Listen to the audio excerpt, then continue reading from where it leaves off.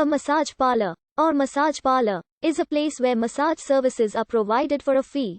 In the 19th century, the term began to be used in English as a euphemism for a brothel. In 1894, the British Medical Association inquired into the education and practice of massage practitioners in London, and found that prostitution was commonly associated with unskilled workers and debt, often working with forged qualifications. In response, legitimate massage workers formed the Society of Trained Masseuses, with an emphasis on high academic standards and a medical model for massage training.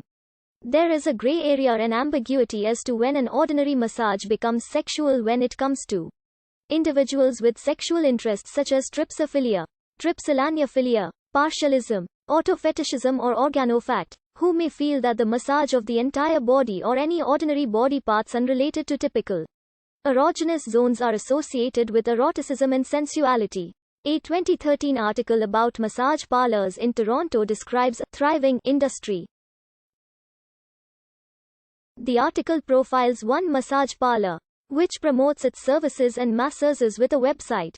The facility has private rooms with massage tables, mirrors and showers, after the client pays a $40 door fee. The 29-year-old masseuse interviewed for the article makes $2,000 per week from the fees and tips. In Italy, massage parlors can be fronts for prostitution. Advertisements for massage parlors are listed in newspapers, in some cases offering Japanese or Oriental massage. Viva Lane, one of Italy's largest chains of massage parlors, was raided by the police in 2003. Since the end of the 20th century, an expansion in prostitution in Malaysia has resulted in massage parlors being established across the country. Malaysian massage parlors often call themselves spas, salons, or health centers, and many offer erotic massages and happy endings.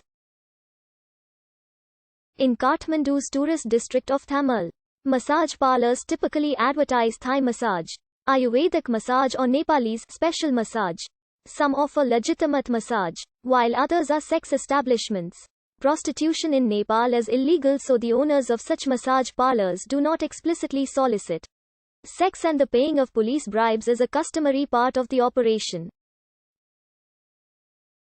Thailand is known for its unique spa experiences and in particular its healthy and non-sexual traditional Thai massage therapy. However, the term massage parlor in Thailand is commonly associated with sexual massage.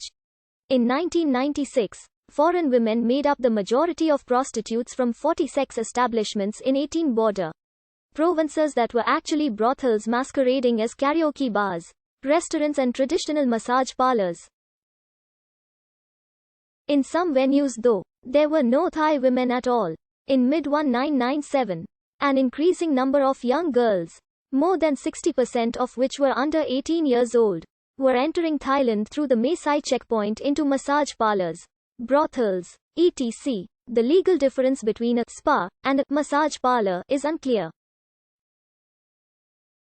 The Federation of Thai Spa Associations in 2016 urged authorities to clamp down on sexual services being offered at some massage parlors.